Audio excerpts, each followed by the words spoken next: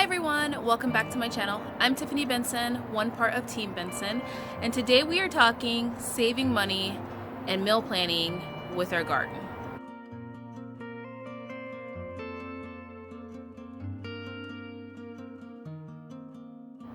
Alright guys, so first and foremost, I made it 16 days with Vlogmas, and then I was like, okay, it's a lot to edit every single day. But what I am going to try and do, since I could do a full 16 days straight of Vlogmas, is I'm going to try and do a video every other day now, moving forward. And then when I have a lot going on that I want to talk about, or just things that I'm doing, then I could do videos every day. But until then, I'm pretty proud that I made it at least the first 16 days of Vlogmas. So what I want to talk about today is how I go about meal planning in my garden and how I go about being able to save a lot of money.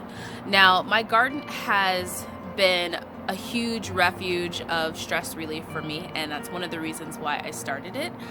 But the other part that is nice that I really started to see a difference is that I save a lot of money when my garden is rearing and growing. Now, when it comes to having a garden in Arizona, you're able to grow food for a longer period of time. So if you think about it and you plan your stuff out right and you plan your meals out right, you could be either adding 2 meals. So if you have a small space garden and you can't have like 50 rows of something, you can always have a part of a meal, or you could have a huge section of the meal or the complete meal itself if you plan it out correctly and if you're growing things that you know that you're going to be eating on a consistent basis. So I spend a lot of time babysitting my desert garden when I'm coming home and covering it up when it's too cold for it to be growing things like tomatoes or beans, or if I'm in the summer in the 110 degrees covering up with shade cloth or watering it at 5 o'clock in the morning because it's so hot, because it saves my family a lot of money. Now, we do some sorts of like bulk buying with groceries where we bulk buy meat every 3 months to every 6 months, depending on what the prices were and how much meat we're consuming. But on a day-to-day basis, where we're just looking at what we buy in a week and what we spend in a week, we only spend about $50 a week on groceries. And a lot of times that is because we're either like, oh, let's buy something fancy pants, or half of that budget is being spent on a bulk buy where it's like potatoes were on sale. So I bought 20 pounds of potatoes because I wanted to can them, and then that way I'll have them put away to where the next time when I'm meal planning and I want to put mashed potatoes into something, I don't need to go buy potatoes, or I don't need to have that in my budget for that week because I already have a can of potatoes that I could just pull from my cabinet.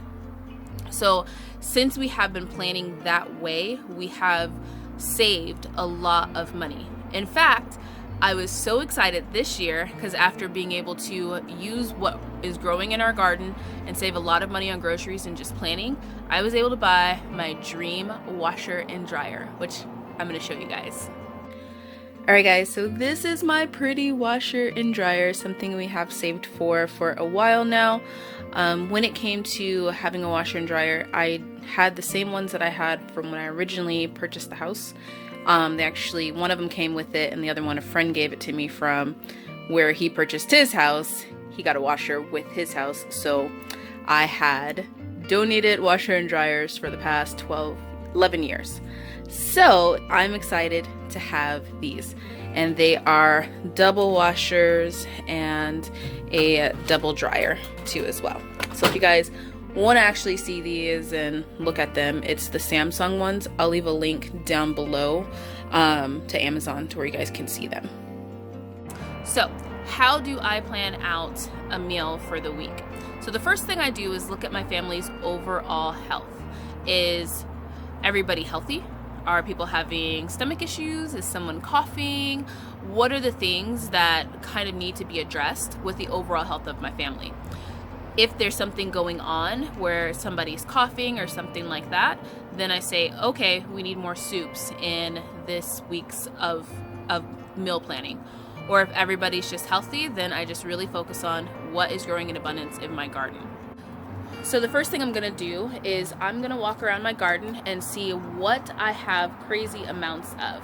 And then that is what I'm going to use to be able to put together meals when I'm planning out my meals. So first things first. Now, I've been using the spinach. I used that twice in last week's meals, but I can finally start using the lettuce. It's finally healthy enough and taking shape enough and pretty rooted enough to where I can start taking some leaves off of that.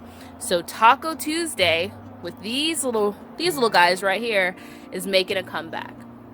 The other thing is that a lot of people wait until their greens get super huge.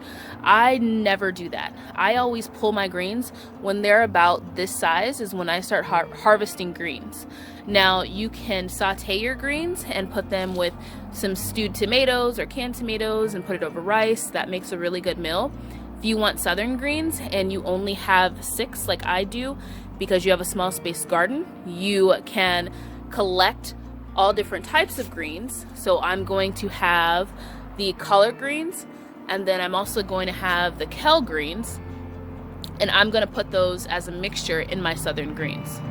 So what's super exciting is that I went to the AZ worm farm today and I got some compost because my next video is going to be about putting together a patio garden because I'm going to start filling up my pots. But they had starts for like $1 each, so even though I did not need starts, I couldn't help it. It's kind of like a hoarding habit. But they also had their market out and they had some amazing looking turnip greens with the turnips on there and the leaves. So my thought was, since I was going through my garden and seeing what I had, I could use part of my kale greens for breakfast and save the turnip greens, the actual green parts of the turnip, and put it with my collards and put it with half the kales, and then I can have a big pot of southern greens where I have just some smoked turkey leg and some turnip bottoms in it and just all types of amazingness for like 2 days, because in my household I'm the only one that eats greens, so they're all mine if they're cooked like that. Mr. Benson will eat them if they're sauteed with tomatoes. So just real quick, here is my plant hoarding situation that I have going on right now. So I'll go over what I just got when I plan them out and do a tour. So one vegetable I can always count on are my shishito peppers, which is why I grow them. So I am going to pull these and collect as many as I need for a week's or for a day for a meal, and then I can pretty much count on my shishito peppers to be in our diet every single week because they produce a ton between these 4 plants. There's 2 in that one if you guys are wondering where I got 4 from.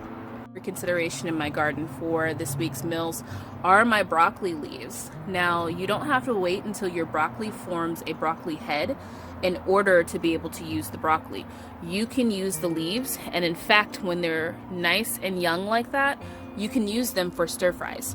So don't forget broccoli leaves. And if I really want to plan with it, I could use the Malabar spinach, but we have been using this thing like nobody's business, so I think I'm going to give it a week and some fertilizer to kind of let it grow back and let all these little leaves kind of get a lot bigger. So this has been one that we used like 3 or 4 times last week. So now that I have some bases of what I can use, like vegetable wise, now I want to look at what type of herbs that I have that I can use for flavor. So let's go look at the herbs. So right now in abundance, I have some marjoram, which seems to grow back every single time I cut it. And then I have some oregano. And then my parsley is looking pretty full. And then my rosemary, I feel like I need to give it a little bit of a break because it's not as tall, but it's starting to bush out, so I'm gonna let it do that. Then coming over here, I have some thyme that I can probably pull from. And then I also have some Thai basil that is starting to flower. So nice. But I can pull from my Thai basil too as well. And then the last thing I would do is look at my medicinal herb plants and see if they're too far overgrown. If they are too far overgrown, then I trim them up and then I preserve them for teas. Or if somebody is having an issue or something like that, then I would be trimming that for whatever issue that was. We had a stressful work week since Mr. Benson works for a big company and does logistics for one, and then I do PR and marketing. So it's really stressful around the holidays, especially when we're having a holiday. So we use a lot of lemon balm in order to get us some nice sleep when it's time to take a rest. So now that I have all of that in mind, I'm gonna head inside, see what I have in my freezer and my refrigerator in order to plan out some meals. So I didn't want to make this video too long by then going into the house and going through all of the freezers or the freezer and the pantry and the refrigerator. But I put together some couple of meals that I can make based off of what I have preserved in my house. So I have potatoes, I have tomatoes, I have applesauces, I have all these different things that are preserved inside the house too as well, because when they're on sale, I buy them on bulk and then I can them or dry them or do whatever I can with them. And then also I have a couple different meats that I have bought bulk purchase. Now for those of you guys that have homesteads, this is gonna be it, and you grow out your own meat, this is gonna be perfect for you guys to plan out your meals to save money with, because you can be able to harvest an entire animal and then be able to plan that out. So make sure you guys are doing this and kind of coincide it with your garden and the food that you preserve to be able to not have to go out to the grocery store. For those of you guys that don't know, I only go to the grocery store one day out of the week. I usually do that when I'm planning out my meals so that I have like any like little things that I need to buy, or sometimes it's just for bulk purchases. That way I have them already in the house, but it's only one time out of the week, and if I don't have it, I don't make it. So these are the meals that I came up with.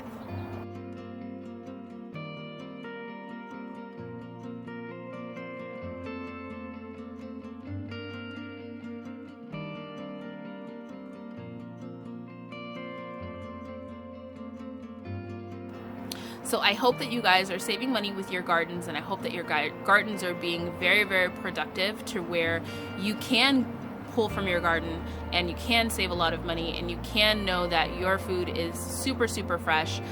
So fresh that when you go to cook it, you just picked it about like 5 minutes ago. It's the best feeling ever to know when you're eating something, this was just growing 2 feet away from me. So until next time, grow yourselves a garden, because even a small space can provide you with tons of food. Bye guys.